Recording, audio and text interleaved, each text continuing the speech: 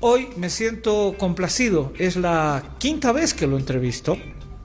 Me encanta poderlo entrevistar. Lo entrevisté primero como el ministro más joven de la historia de Bolivia. Sí, tenía 30 y algo años, 34 creo, él me va a aclarar el dato exacto.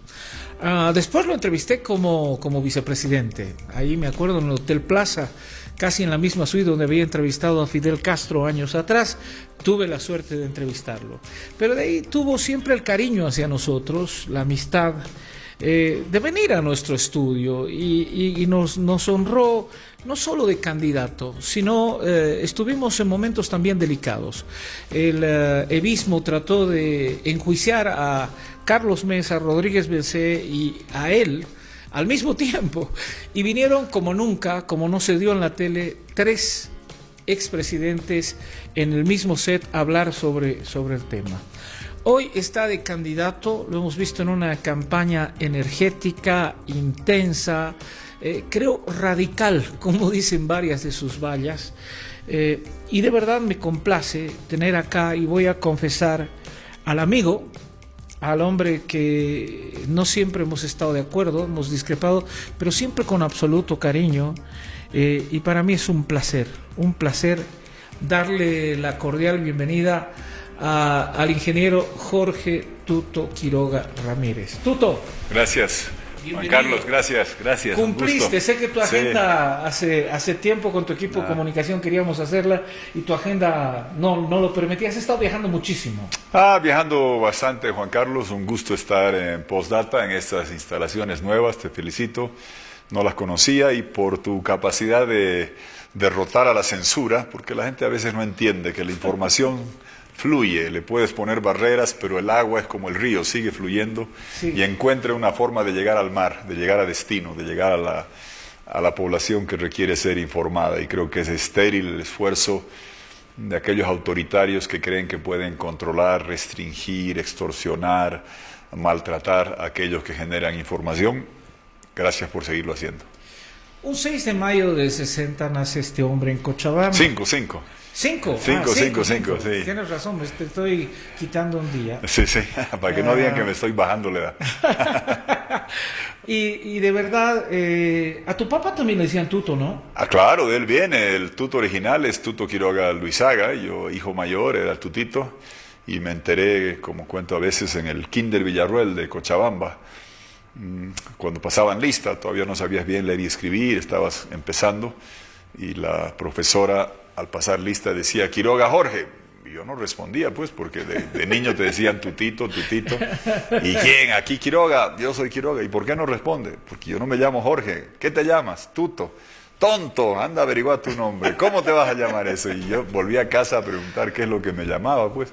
Y ahora sí, Tuto, que es el apodo que me legó mi padre, y lo llevo con orgullo, lo he vuelto parte jurídica de mi nombre hace muchos años. Está en mi carnet, está en mi pasaporte, en todo. Ahora, Tuto, eres un hombre que tenías todas las posibilidades de quedarte en Estados Unidos, de hacer plata, como hace una buena cantidad de gente cuando es profesional. Tenías trabajo seguro. Tú decides volver acá, ¿por qué? Porque Tuto Quiroga Luisaga, mi señor padre, era ingeniero civil. Yo lo veía de chico en Cochabamba, trabajando 20, 25 días al mes, construyendo la hidroeléctrica de Corani con la planta de Santa Isabel. Eran mis memorias de infantiles. Él llegaba con su casco en el jeep realizado, porque sentía que estaba haciendo algo bueno por el país, y después no cabía duda, yo iba a ser ingeniero, era bueno para los números, fui a estudiar ingeniería, pero me quedaba ese bichito de ver cómo mi papá se sentía realizado de hacer servicio público, darle luz a Bolivia, darle energía a Cochabamba. Eso me quedó, y yo más que política quería hacer eso, servicio público. Entonces uno evalúa y dice, si has tenido la fortuna de que tus padres te ayuden a tener una buena educación, la última casi mitad de la universidad me la pagué trabajando de asistente de cátedra de cálculo. A mi papá le quitaron el costo de la pensión. Me gradué de ingeniería. Eran tiempos difíciles en los 80s. Trabajé en una empresa muy grande, IBM, que era como la Google de los 80s, sí, señor, claro. De sistemas de información. Era ingeniero de sistemas.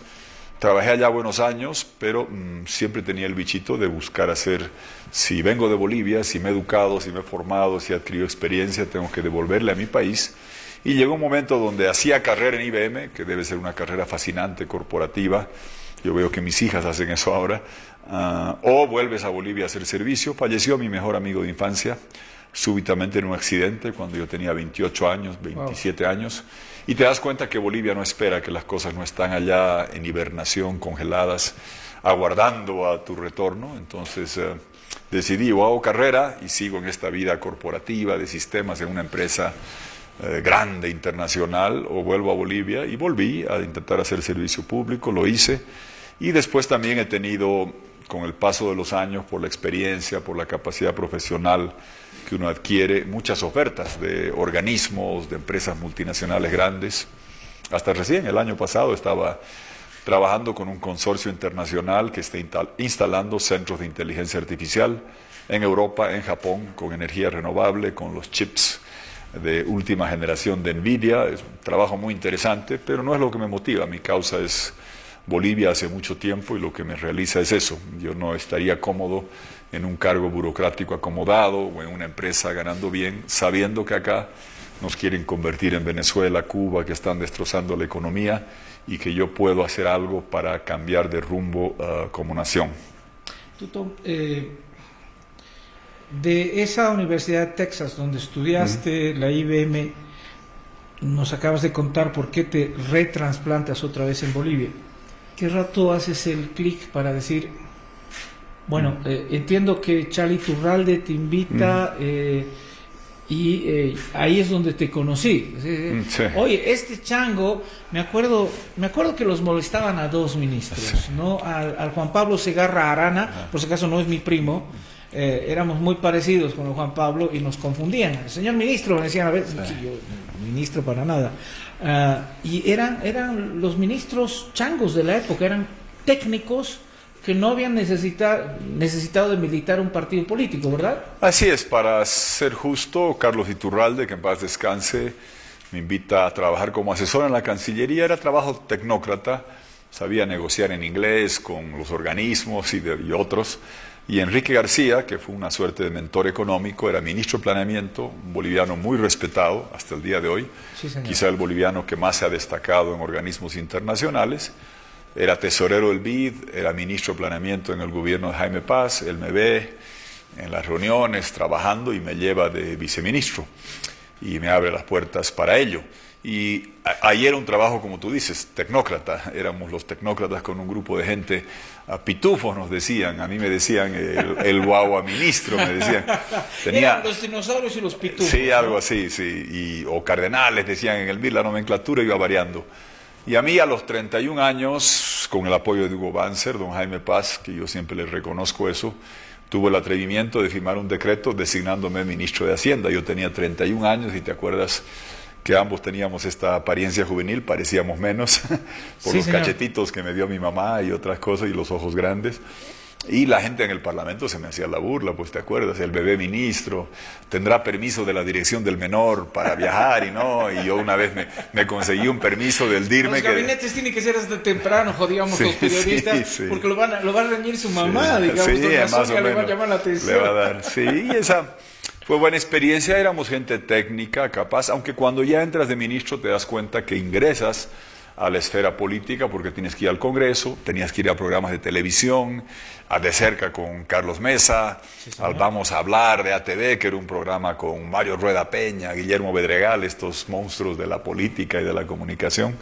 Tienes que empezar a batírtelas por ahí, pero era evidentemente un trabajo más técnico que después ya se termina convirtiendo en político cuando yo, inocente, hacía críticas al contrato con la Enron que se hace en el gobierno de Sánchez de Lozada, pensando que daba mi criterio técnico a la prensa económica. ¿Sí? Y ya me soplaron juicios, ¿te acuerdas? Me empiezan a enjuiciar Y es evidente que la primera vez que te hacen un juicio a los 33, 34 años... Te asustas. Ah, claro, no dices, caramba, ¿y qué va a significar esto? Ah, te vas a ir preso, bueno, Oye, ya. Y vaya que te preocupas. querían enjuiciar, Tuto, ¿no? Porque Varios. me acuerdo que un comentario tuyo quisieron llevarte hasta los estrados penales cuando hablaste algo del Banco Santa Cruz, creo, ¿no? Era algo de eso. Tuto ha producido la fuga, no sé qué cosas.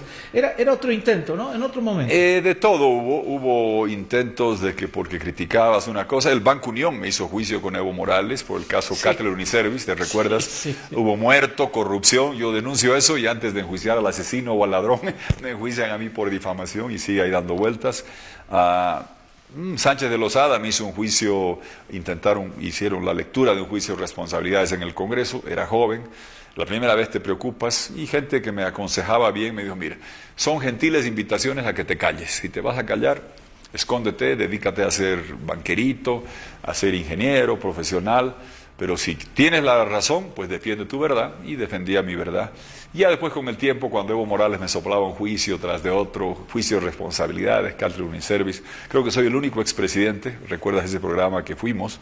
Cuando querían linchar a 3 por 1, ¿no? Sí, al final fue solo los expresidentes. Sí, al final fue solo contra mí, aprobaron el juicio, he estado años en Sucre, defendiéndome del juicio de responsabilidades, y de ingeniero me he vuelto casi penalista, falso abogado, ya soy de tanta enjuiciadera que le han hecho a uno, pero yo entiendo, porque es así en Venezuela y Cuba, que esos procesos son el equivalente moderno del paredón de Cuba del 59. Antes te fusilaban, ahora no, es el paredón judicial, y te apuntan y te dicen o te callas, o te vas, o te exilias. Yo no hice ninguno de ellos, me quedé, luché acá, porque no creo que tengan ellos, por más poder que tengan, estoy hablando del MAS, el derecho a decir que te vayas a vivir afuera. Y tú sabes cómo gente de buena voluntad te dicen ándate afuera, te ofrecen que seas presidente de un organismo, te ofrecen que trabajes en Naciones Unidas, te ofrecen en esta gran empresa en México o en Colombia irte a trabajar, puedes ganar buen dinero, estar tranquilo, pero no estás tranquilo porque aquí deshacen tu país y después fallece un pariente tuyo y no puedes estar en el entierro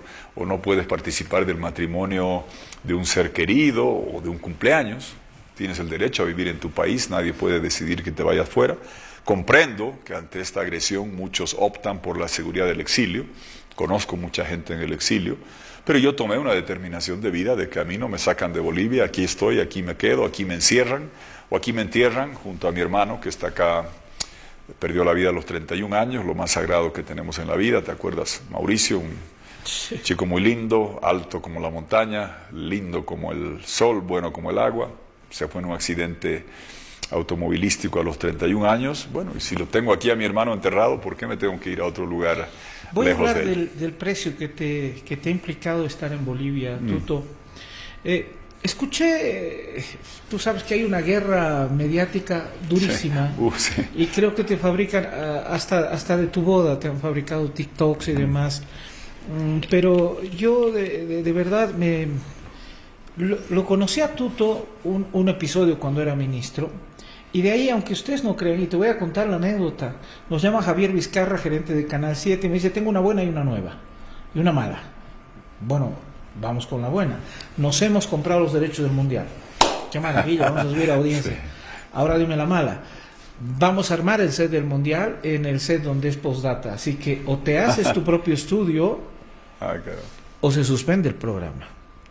Bueno, ahí me acuerdo que fui a buscar a un joven amigo que conocía al Banco Mercantil, estaba de gerente, y él me asignó, mira, me acuerdo el nombre, Apolonio Mañueco, que era tu mejor oficial, para que haga una operación, para que pueda comprarme los equipos con los cuales ya pueda transmitir. Sí. Y fue el inicio de la aventura de tener mi propio estudio. Y ahí pues lo vi en plena acción, así que el Tuto toda la vida ha trabajado o ha vivido de la política o siendo funcionario, ¿no es verdad? No. Porque puedo dar este testimonio, sí. De verdad, y fueron momentos así donde me abriste la puerta y me lo asignaste. Me acuerdo el nombre, Polonio Mañueco, ahí de entrada cuando estabas de gerente en el lugar. Sí, no, a ver, yo he tenido la fortuna, a los 19 años me ganaba la vida en la universidad como asistente de cátedra de cálculo, a los 21 años como ingeniero de sistemas de IBM, después estuve y fui socio del banco que es el más grande hoy, la entidad financiera más grande, que es el Mercantil Santa Cruz. Estuve unos buenos años allá trabajando. He estado trabajando dando conferencias en directorio, he estado como en cerca de 17 directorios, algunos por la causa democrática, como es el Club de Madrid, como puede ser el Diálogo Interamericano, otros de empresas que te valoran. Es indudable que con el MAS, pensar que aquí alguien te iba a decir vente a un directorio, era imposible, tú lo sabes. Entonces tenía que, y lo hacía afuera, y como te digo, hasta recientemente. Porque en la guerra sucia hay gente que echa mucho barro, ¿no? Sí. No tienen propuesta, no tienen votos, no tienen apoyo, y lamentablemente, dentro del marco de la misma oposición, hay gente que viene con su lupita, ¿no? Dicen, en lugar de aquí estás tú, y agarran una lupita de barro y te dicen, ah, mira esta lupita aquí de barro, mira quién está detrás del barro. No, el barro está en lo que están haciendo ustedes, los conozco. Y empezaban a decir esa clase de cosas, no, lo que decía García Linera, Tuto no vive aquí, vive en Estados Unidos, solo viene para la campaña. Dios mío, el 2005 me hicieron juicio de responsabilidades. He estado 15 años bajo juicio de responsabilidades, bienes anotados, yendo a Sucre, yendo a la fiscalía, y lo sabían los masistas. Y lo saben los opositores que usan estas lupitas de barro para venir a decir estas sandeces, o decir de todo. La renta vitalicia, Evo Morales nos la quitó por 13, 14 años, nos quitó seguridad, quitó pasaporte diplomático al cardenal Terrazas, a todo el mundo maltrató, y vienen a usar esa clase de cosas. Créeme que yo me ganaba la vida tranquilo. También creo que don Carlos Mesa, don Jaime Paz, don Víctor Hugo Cárdenas merecen tener una vejez digna por el servicio que han hecho. ¿Alguien quiere quitarla? Evo ya lo hizo. Háganlo, no hay problema. A mí, en lo personal, no me van a afectar porque yo he tenido por el desarrollo profesional la oportunidad, recién acabo de dejar un directorio donde podía haber estado 6, 7 meses al año en Europa haciendo centros de inteligencia artificial, porque algo de eso he aprendido en la vida. Pero no, mi causa es Bolivia, aquí estoy. Y como tú dices, buscan echar barro, yo no sé por qué lo hacen, no funciona. Hasta de la reconstrucción familiar que he tenido con Milena, con mi señora, que hace años la tengo, buscan echar barro de algo que es muy bueno. Yo he tenido, por los avatares de la vida, me han quebrantado la familia, he perdido mi familia. 2008, 2009, perdí mi familia, no pude crecer con mi hijo, la procesión va por dentro, yo no lloriqueo, yo sigo luchando, porque escogí dar esa lucha. Y pude reconstruir mi vida hace 10 años con Milena, y le agradezco a Dios que lo hubiera puesto en mi camino, y estoy feliz con eso. Y hay gente que le busca hasta lo malo de eso, porque, por Dios, qué falta de oficio, mucho barro y poca propuesta. Piensen más en hacer cosas por Bolivia y dejen de echar barro, que no les va a ir bien así. 37 años, el general Hugo Banzer Suárez, todo el mundo, y esto me parece que es importante puntualizarlo y me hago cargo, yo he sido periodista 42 años en este país. Lo entrevisté en 3 ocasiones al general Banzer. Y el general Banzer ganó 3 elecciones en democracia, que tuvo un pasado dictatorial de 7 años, nadie lo puede negar, fue durísimo el Plan Cóndor, pero que era uno de los hombres que, pese a haber ganado una elección, se dio el espacio para que Jaime Paz sea presidente. Y eso no lo hacen muchos líderes, ¿no? El momento del 21060, el general Banzer se encorchetó con Víctor Paz y dijo, Bolivia se nos muere, vamos adelante. Y le ofreció los mejores hombres y mujeres que tenía Banzer alrededor, técnicos, para que sean parte de esto. Y los votos en el Parlamento. Claro, para hacerlo realidad, ¿no? Y eso no lo hacen políticos. ¿Desde cuándo está malo el que te reúnas con tu adversario político? Ese es un mote que lo ha colocado Evo Morales. Yo me acuerdo que los acuerdos Andrés de Santa Cruz, donde elegimos defensor del pueblo, Corte Nacional Electoral Imparcial, don Huáscar Cajías Kauman, presidente del Banco Central elegido por 2/3, quien manejaba impuestos nacionales elegido de la misma manera, era renunciar al poder. Eso era, teníamos otra política, la hemos desjerarquizado, Tutor. No, yo creo que en algún momento se pierde la brújula y a partir de la llegada del MAS se criminaliza todo lo que fue la construcción de una democracia con estabilidad, que hoy día la gente le está valorando más, te lo puedo decir en la calle. La gente te habla con añoranza de los tiempos de democracia con estabilidad. Tú has citado algunos hitos, vayamos más allá. Hugo Banzer, sí, fue un gobernante de facto, que es el único que se reinserta en democracia haciendo un partido, participando en 6 elecciones y en 2 de ellas apoya en el Parlamento a gente que había sacado menos votos que él. Sí. El 85, él saca más votos que Víctor Paz. Víctor Paz es elegido en el Congreso y Banzer lo respalda en el Parlamento y con cuadros para darle a Bolivia estabilidad después de la hiperinflación. Yo estaba en Estados Unidos y recuerdo que a mí me decían, Bolivia, un país con 28.000% de inflación, jajaja, se hacían la burla y parecía insoluble, y resulta que en el Pacto por la Democracia, el doctor Paz, el hombre más grande de la historia, que lo decía el mismo Hugo Banzer, hacen ese pacto de estabilización. ¿Recuerdas 89? Hugo Banzer tenía más votos que Jaime Paz y hacen un pacto de reconciliación, y ya esa parte, después yo vi la última parte, el 93, donde Hugo Banzer candidatea con Óscar Zamora Medinaceli, Motete Zamora, a quien yo había conocido muy, muy bien en el gabinete.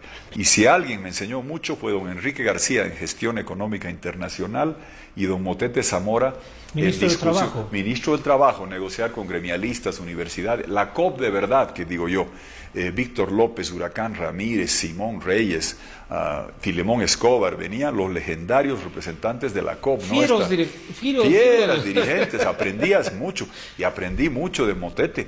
Y el 93 acompañó a Banzer y era mi buen amigo, yo hice muy buena amistad con Motete Zamora. Y lo digo para recordar, porque parecería que Motete Zamora y el FRI, su vida acaba de empezar. No, yo la conocí desde que empezaron. Y todo eso permitió hacer democracia con estabilidad, permitió hacer los gasoductos, abrir el mercado de Brasil, fortalecer y reinsertarnos al mercado argentino de gas, hacer proyectos mineros, condonar la deuda externa, abrir mercados de textiles en Estados Unidos, mercados de castaña en Europa, mercados de soya en la comunidad andina, con alternabilidad. 150 designaciones se hicieron, tú citabas lo de Huáscar Cajías y otros. En mis años de vicepresidente, presidente, 150 designaciones por 2/3 y nadie tenía ni siquiera mayoría. ¿Cómo lo hacías? No era magia, poniendo los mejores en el Tribunal Electoral, en la aduana, en servicio de impuestos, en servicio de caminos, en la Defensoría del Pueblo. Yo firmé el título de Ana María Campero, la posesioné. Tribunal Constitucional, lo creamos, Dermisaki, De la Rocha, Durán, Valdivieso, Íñiguez, los mejores juristas de Bolivia, no esto que tenemos ahora de prorrogados y de gente que se queda. Entonces, a mí me duele, Juan Carlos, porque tú tienes la ventaja que tú viste eso. Mucha gente joven dice, siempre fue así la justicia. No, no siempre fue así. No. Siempre fue así la aduana y el servicio de impuestos. No, acuérdate, Juan Carlos, acuérdate de Segada. Sí. Elegido en el servicio de impuestos por 2/3. Sí. Se acabaron los contubernios y las extorsiones de impuestos. Amparo Vallivian en la aduana, Bacovich en caminos, Ana María Campero, te decía, Defensoría del Pueblo, Walter Guevara en servicio civil, el hijo del legendario Walter Guevara. Los mejores profesionales de Bolivia, teníamos 2.000 funcionarios de carrera por mérito, no por amarrahuatos, no por yuncus que aplaudían como focas a los gobernantes de turno. Reales, Tuto, la ley Safco, por ejemplo, era una ley leonina para el ladrón. Claro. Tú utilizaste, me acuerdo, hace muchos años, lo que queremos evitar es que la gente meta la mano a la lata. Así es. Y pucha, que metieron mano a la lata en estos días. Sí, porque la ley Safco que dice que todo lo que compra el gobierno es por licitación. ¿Sí? Y de acuerdo a los niveles, licitación nacional o internacional.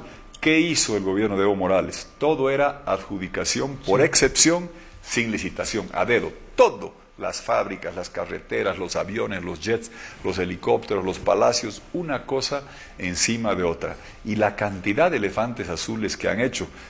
Yo invito a la gente, ojalá alguna vez se haga un documental, Los Elefantes Azules, la fábrica separadora de gas que está en Tarija. ¿Qué gas separa? Nada. El gas ya no va de aquí a la Argentina, viene de Argentina hacia aquí por los tubos que nosotros hemos construido. La planta de Bulo Bulo que no sirve de nada, los jets, los aviones. El otro día estaba en Cochabamba. 674 departamentos en 14 bloques, 33 millones de dólares, viviendas para deportistas de Odesur, del juego del 2018, hoy día vacías, sin título propietario. El Parlasur, ahí en San Benito, donde está la tuna tan rica, 65 millones de dólares, vacío, creo que han hecho 2 matrimonios allí, instalaciones gigantescas, el Museo de Orinoca. La gastadera que ha sido este gobierno ha sido sin límite. ¿Y de qué vivían? del gas que nosotros certificamos. Por el que te procesaron. Que nosotros, así es. Ellos, y yo se los dije, están criminalizando la exploración por enjuiciarme a mí, Evo Morales. Hizo un juicio de responsabilidades. ¿Cuál era el crimen?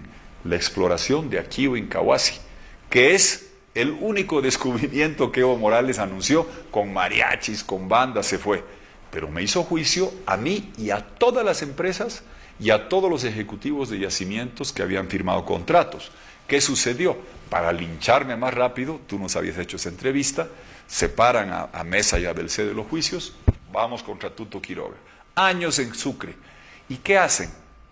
Para hacer más expedito el juicio en contra mía, separan a decenas de ejecutivos de empresas extranjeras y de personal de yacimientos y los mandan a la Fiscalía de La Paz para hacer más rápido y expedito el linchamiento en contra mía en Sucre. Ahí me defendí y seguía peleando, y claro, les daba ya vergüenza. Yo conseguí hasta un informe escrito de yacimientos que dice, Aquio Incahuasi, gran descubrimiento, ¿cuánto gastó el Estado? Nada, todo lo invirtió la petrolera extranjera. ¿Cuánto TCFs? Beneficio para Bolivia. Y el juicio era porque yo hubiera hecho daño económico al Estado, pero tangencialmente.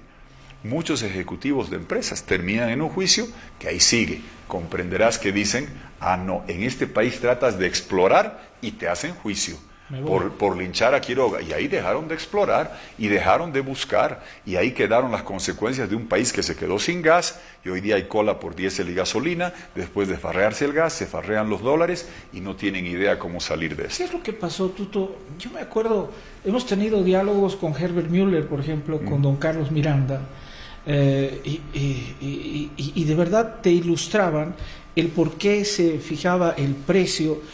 Tú viste una foto cuando fuimos al Brasil como prensa a la firma de los contratos con el presidente del Brasil, presidente de Bolivia, y la fórmula, un embajador del Brasil me dijo, yo no entiendo, ustedes los han emborrachado los brasileños, porque la fórmula era increíble, o sea, take or pay, o sea, o lo tomabas o igual lo pagabas, y si subía demasiado el barril de petróleo se indexaba el gas, y si bajaba demasiado el gas seguía en un nivel mínimo. Entonces, ¿qué hicieron los negociadores? ¿Qué pasó de esos negociadores? A ver, ¿qué es lo bueno de hablar contigo, Juan Carlos? Que tú reivindicas a una persona que algún día le haremos un monumento.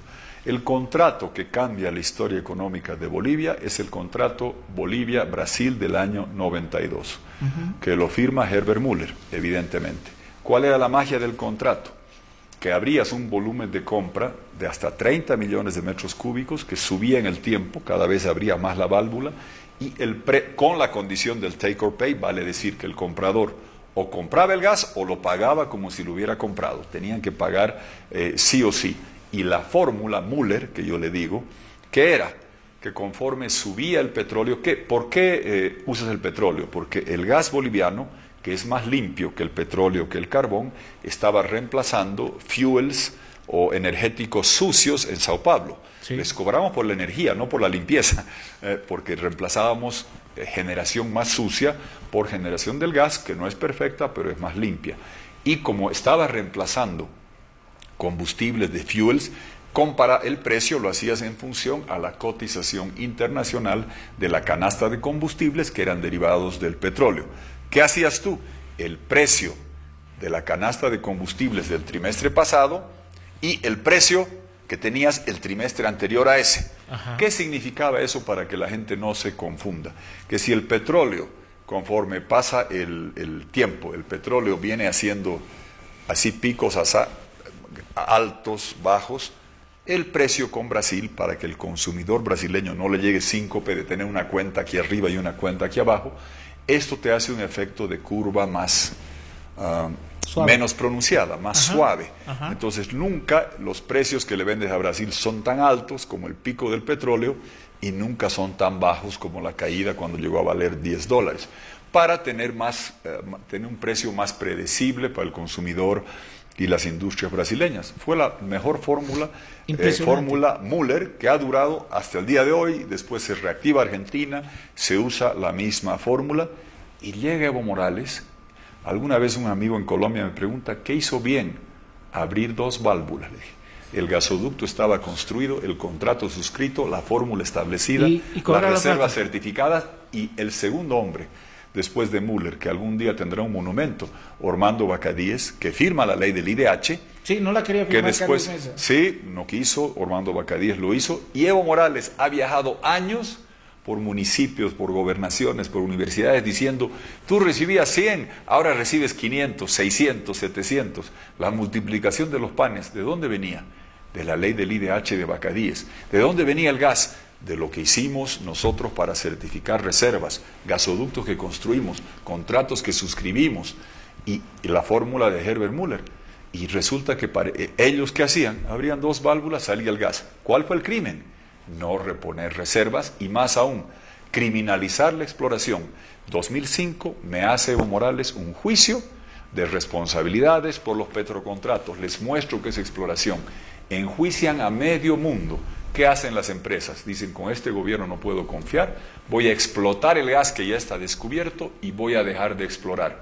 De 64 pozos exploratorios que hacíamos con inversión extranjera, los malhadados neoliberales tan denostados, el año 99, Juan Carlos, 64 pozos exploratorios. Impresionante. Bajan a 5 al año, bajan a 1 al año, bajan a medio pozo al año.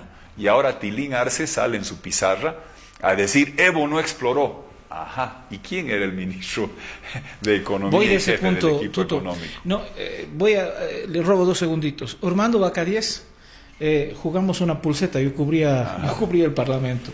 Y me dice, ¿a qué firmo los contratos? ¿No? Además era francote el hombre. La ley 3058. No, la firmo. Digo, ¿a que no lo va a firmar?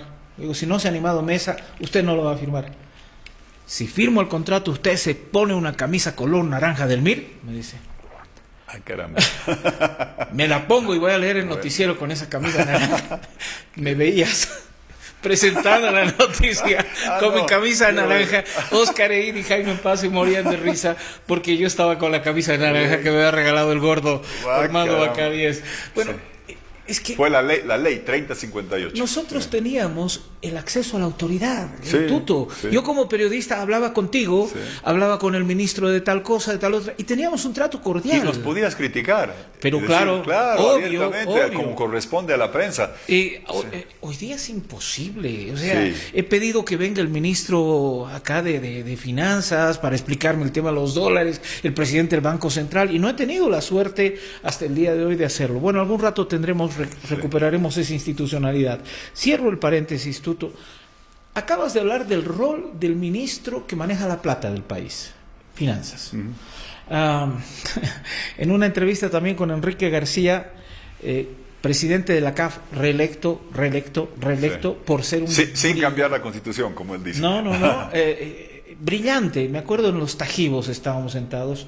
Y él es muy cálido, pero es apasionado en hablar. Hijo, me dice, ¿sabes? Para hacerlo fácil, ¿por qué se están yendo las petroleras de Bolivia? Le decía don Enrique. Te voy a poner un principio. El dinero es el más cobarde. El dinero se escapa donde se siente agredido. Dicho y hecho.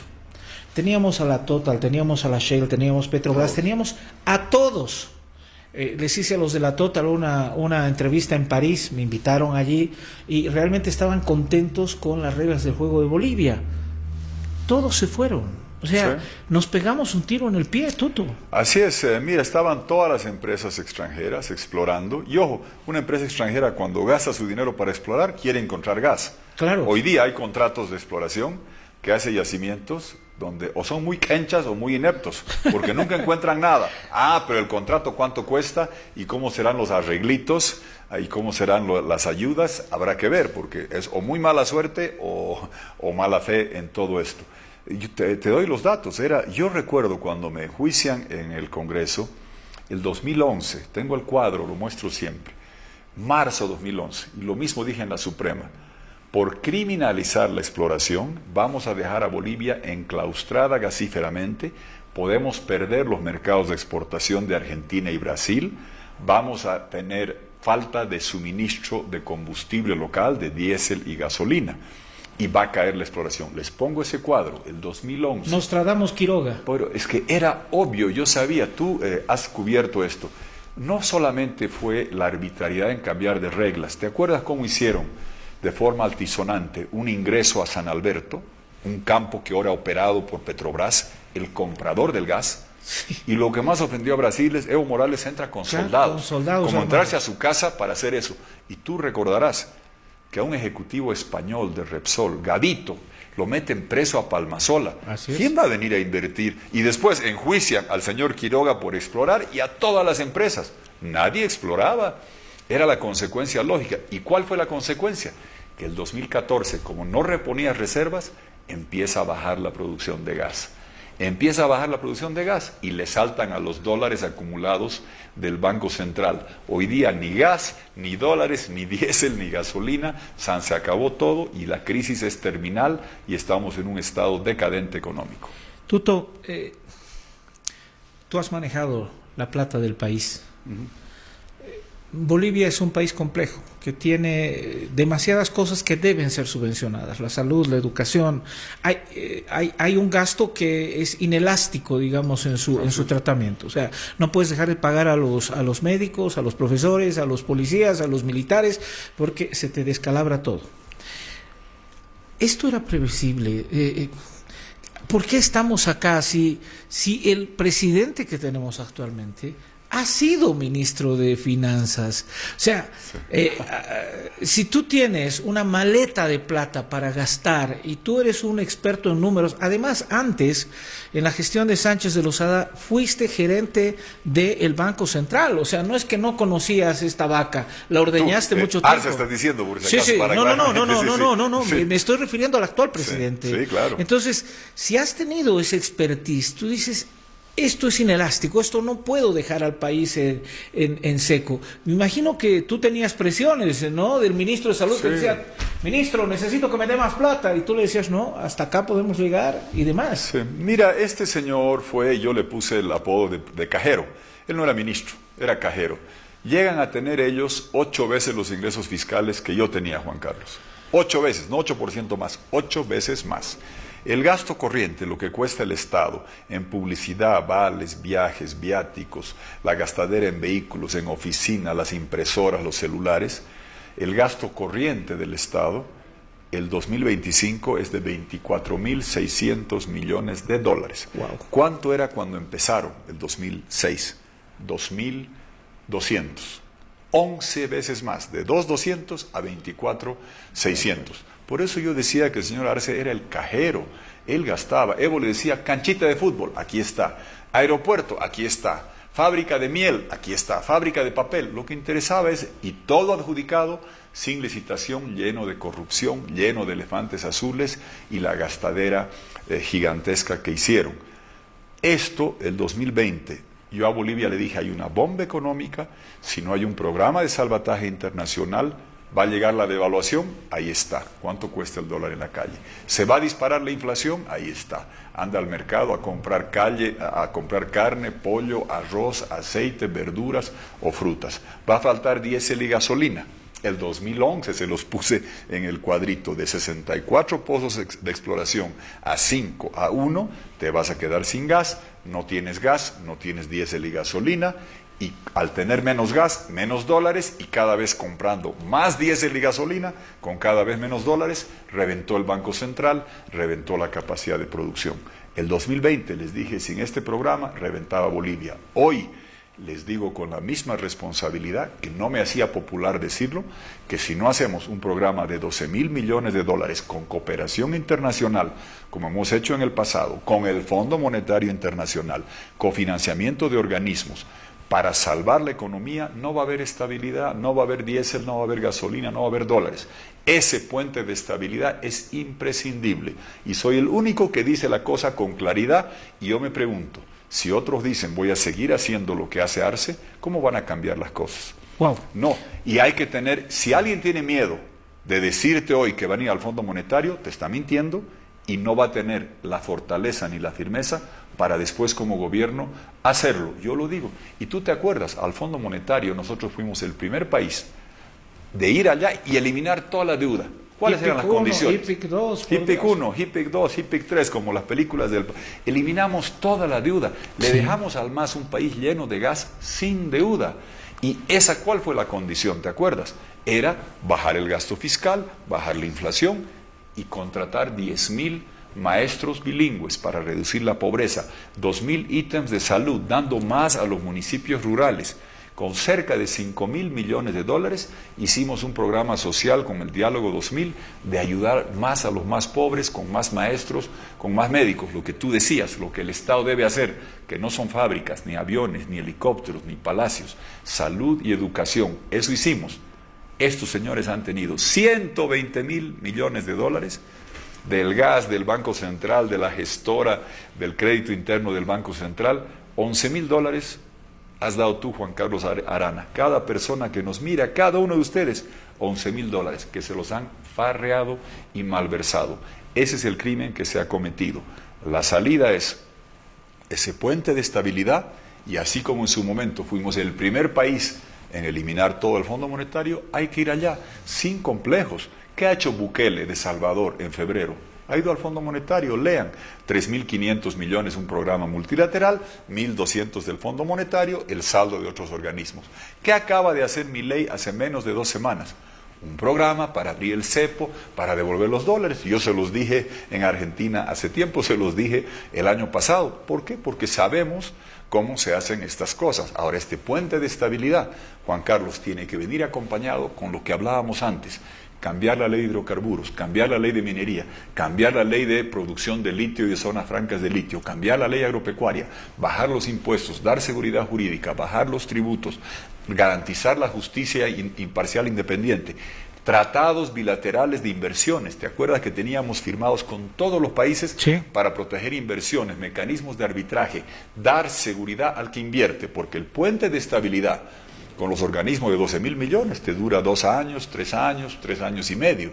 Mientras tanto, tienes que hacer un shock de inversión privada y extranjera en hidrocarburos, en minería, en litio, en agropecuaria, para ser en minería mejor que Chile o Perú, en agropecuaria mejor que Paraguay, en turismo potenciarlo, desarrollar todo eso para atraer la inversión que te trae dólares y que después te genera producción de gas, de estaño, de zinc, de plomo, de plata, de vino, de carne, de aceite, que abriendo mercados para generar exportaciones. No es física nuclear, lo hemos hecho antes y tenemos un futuro luminoso por delante si tenemos la capacidad, la credibilidad y el coraje de decirle a la gente la verdad sin actitudes melifluas o culipanderas, de decir, ay, no sé, yo voy a traer dólares y Papá Noel me va a regalar. No, Papá Noel no regala. De los árboles van a crecer. Mentira. Hay que decir a la gente la verdad. Si te duele la muela, tienes que ir al dentista. Tienes un problema de balanza de pagos porque 20 años han dejado al país en quiebra. Y la forma de arreglarlo es la forma que le estamos diciendo con toda claridad a nuestro país. Tuto Quiroga empieza una carrera política con varios autos alquilados, pero carrera política al fin. Elecciones generales 2005. ¿Qué faltó, siendo autocrítico y en revisión a tu carrera política, Tuto? Yo lo comparo, toda mi vida he sido gordo, ¿no? Y a los gordos no nos gusta ver la balanza, porque nos subimos y ¡bum!, ¿no? Entonces, Bolivia es un país así, que no nos gusta que nos digan lo que no queremos escuchar. Parecería, ¿no?, que una forma de pensar que estás, yo lo digo por otro lado, siempre digo, ¿no?, una forma de autoconvencerte de que estás sano es no ir al doctor y no tener diagnóstico. Sí. Y de repente crees que tu colesterol está bien, que estás sano, tu corazón está bien, por evitar escuchar el diagnóstico. Yo en eso he sido siempre frontal y sincero. Y decía, se están farreando el gas, se están farreando el gas. Yo recuerdo, Juan Carlos, que me respondía, no, queda para 10 años. Bueno, y después de 10 años, ¿qué? Aquí hemos llegado, ¿no? O el 2015, miren, el Banco Central, están farreándose los dólares. Quedan 13.000, quedan 12.000. Bueno, y ahora ya no quedan. Sí. Yo creo que la responsabilidad de uno es advertir de esto. El 2005, ¿qué es lo que no logré hacer? No logré convencer a la gente que estaba en curso el proyecto peligroso, más peligroso de la historia contemporánea de América Latina. Esta mezcla nefasta del know-how o el conocimiento represivo cubano, sí, con el how to pay, el cómo pagar de la petrochequera venezolana. Sí. Yo lo vi de cerca, vi cómo se concibió, conocí al señor Chávez cuando era gobernante, vi sus características, tenía delirios de grandeza, quería ser más que Simón Bolívar, quería ser presidente de los 5 países andinos, Venezuela, Colombia, Ecuador, Perú, Bolivia.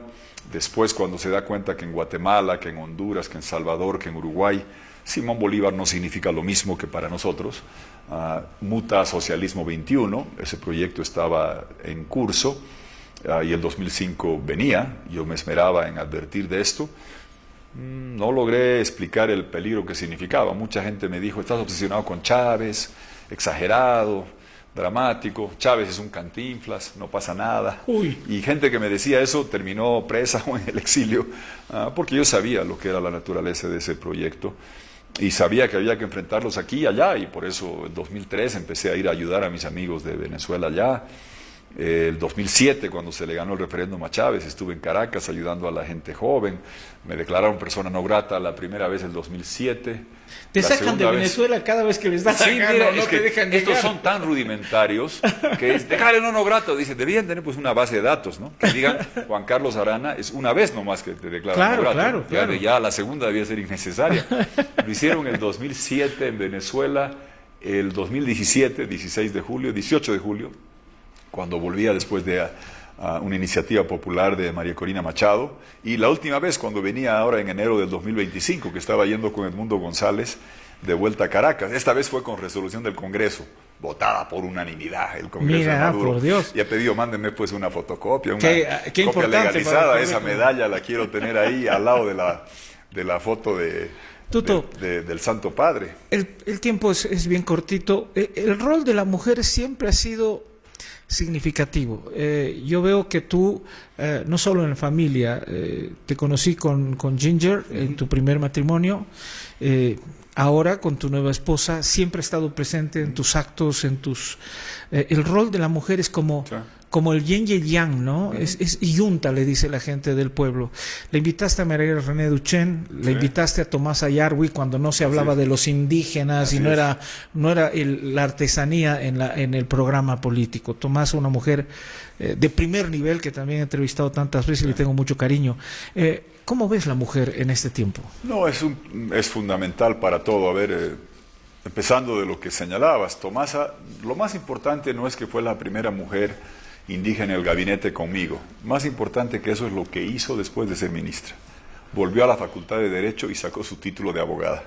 Y me defendió en la Suprema. Título de verdad, no los últimos títulos que vemos. No licenciatura en matemáticas en México de Baldor, esos de chiste ese que hasta ahora no lo vemos. No le preguntes 2 más 3 sin calculadora, pobre hombre, no lo tortures. No, Tomasa vino y fue interesante, estábamos en la Suprema en el juicio de responsabilidades. Y ella, con la picardía que tiene, una vez me dijo, oye, lo voy a fregar a esto, porque había 18 abogados del gobierno, ¿no? Y los jueces todos. La palabra, dijo, como estamos en el Estado plurinacional, voy a hacer uso de la defensa jurídica en quechua. Y empezó a hablar en quechua y nadie le entendía, los dejó con la boca cerrada. Es una mujer excepcional. A ver, yo tengo siempre las mujeres en la vida son... A veces uno cree, Juan Carlos, que uno es de fierro, ¿no? Porque yo soy combativo, peleador, no me asusto, voy a Caracas, voy a La Habana, vuelvo, me hacen juicio, entro, te citan a la fiscalía, entro pateando puertas.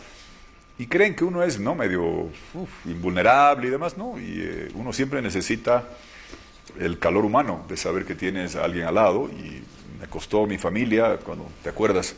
2008 mandaban a quemar mi oficina, mi casa, mi hijo era pequeño, todavía se acuerda. Eso quebró mi familia y evidentemente tienes que escoger que tus hijos crezcan lejos del padre, sobre todo mi hijo menor, pero con nombre sin mancha y con patria que tenga futuro, versus que crezcan cerca del padre, me podía venir un organismo, yo cerca de ellos, pero sin patria ni apellido. Bueno, es una decisión dura, la procesión va por dentro. Yo creo que hoy mi hijo entiende esa decisión que tomé. Y el tiempo, cuando yo parecía, ¿no? Les decía el otro día, ¿no? La frase más famosa en castellano debe ser el fin de 100 años de soledad, que dice que las estirpes condenadas a 100 años de soledad no tendrán una segunda oportunidad sobre la tierra. Yo pensaba que eso aplicaba a mí en lo emocional, que bueno, se quebró mi familia y que no tendría una segunda oportunidad y estaba condenado a, no sé si 100 años, pero décadas de soledad. Bueno, ahí reconstruí la vida con Milena, que es un soporte, un apoyo, y termino esto de la mujer con la persona más importante de mi vida, Sonia Ramírez. ¿Tu mamá? Sí, hija de Fernando Ramírez Velarde, el célebre escritor, que falleció a los 35 años y como escritor no era muy pudiente. Ella tuvo que dejar el colegio a los 13 años. Nunca terminó el colegio, tuvo que aprender a escribir en la máquina de escribir, a typear, como decían, y trabajar de administrativa, de secretaria, toda su vida. Yo de niño, con esa soberbia del que hace bien números y que es buen alumno, me sorprendía cuando no podía responder cosas de álgebra elemental a mis hermanas o a otros primos míos. Claro, recién me entero que no había terminado colegio y tenía una mente privilegiada. Se dedicó a jugar bridge, que es un juego que requiere inteligencia y memoria. Tiene memoria fotográfica, se pone las 52 cartas, mira y sabe dónde están las 52 cartas. Jugó campeonatos nacionales, salió campeona, fue a los sudamericanos, salió campeona sudamericana de bridge. Yo no voy a ser campeón sudamericano de cacho, ni aunque me dejes jugar ni aun jugando con 7 dados, ni yo con 7. Y que lo botan de los karaokes además. Sí, no, para nada. Entonces uno aprecia, claro, en esos tiempos a lo máximo que podía aspirar una mujer es, ojalá al terminar el colegio y casate bien, hijita. Sí. Y esa era la vida, y ella yo sé que hoy se reivindica, bueno, intelectualmente se reivindica que nadie más en la familia es campeona sudamericana de nada, y ella es, o campeón sudamericano de nada. Y ella ve mis nietas, mi hija mayor es ingeniera, trabaja en Google, mi segunda hija, administración de empresas, trabaja en Affirm, ve sus nietas profesionales que se dedican y se reivindica con eso. Y uno cuando veo a mis hijas con orgullo, tengo entre mis 4 hijos, no tengo riqueza que darles, no soy millonario, pero soy rico porque tengo 6 títulos universitarios en mis 4 hijos y un 7º título en camino, doctorado en historia de Georgetown para mi hijo Cristian. Su tesis va a ser urbanización Aymara del Alto, bien interesante, va a venir acá a aprender Aymara, bien bonito. Yo prometo que yo no hice nada, yo le quería enseñar números, ingeniería, a él le gustaba eso, pero yo sé que a mi madre le reivindica ver que sus 3 hijas, 3 nietas de mi lado y otras también son profesionales, dedicadas, porque hoy la mujer tiene esa oportunidad y no podemos competir en el mundo de hoy cuando las mujeres están sin trabajar, y en el mundo de inteligencia artificial cambia todo. ¿Por qué? Te cierro con este ejemplo. En el mundo que era tecnológico, de programar, de hacer cuadros de Excel, de programar, yo sabía programar en Fortran Basic, sé programar en C++, en Python, despacito porque ya estoy viejito, ¿no? Pero esa habilidad era muy preciada, muy valorada en el mundo profesional, y es un mundo muy machista. Mi hija que trabaja en Google te dice lo más machista del mundo es el mundo tecnológico en Estados Unidos, mucho más que América Latina. Wow. Te dice, y la gente lo sabe. La inteligencia artificial que llega en noviembre de 2022 cambia las habilidades necesarias para ser exitoso profesionalmente.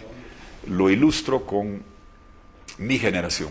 Hoy día en el mundo de inteligencia artificial es más valiosa mi hermana Ana María que yo. Yo ingeniero tecnológico, sabía programar y demás. Ella no, pero ella hace 7 preguntas por minuto y cuando estás respondiendo la segunda te está haciendo la 7ª.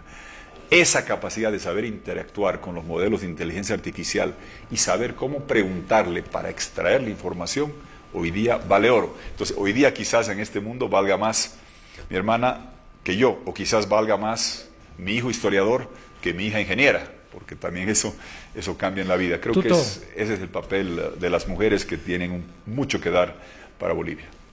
Yo tengo muchas cosas para hablar contigo. Quiero hablar de turismo, quiero hablar de litio, quiero hablar de muchas cosas y el tiempo se me ha ido en buena hora, porque es un diálogo no con un candidato, sino con un amigo. Gracias. Y es repasar mis años mozos y sus años mozos, con cosas que han vivido. Este país no ha empezado un 22 de enero con una nueva constitución. Este país existió hace 200 años con hombres buenos y hombres no tan buenos, mujeres buenas y otras no tan buenas, pero se generó institucionalidad.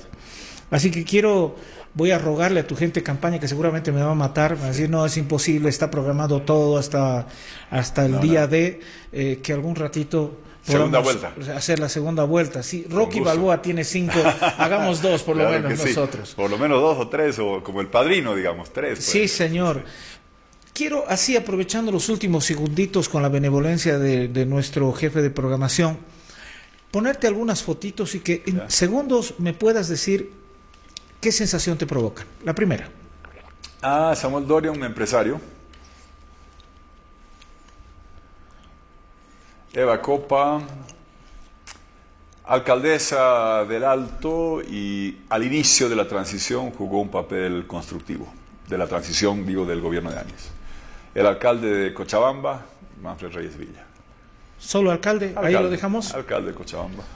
¿El hombre de Louis Vuitton? El alcalde de Santa Cruz, aunque mi buen amigo Gary Áñez tiene suficiente evidencia de que él sacó más votos, pero así es la vida.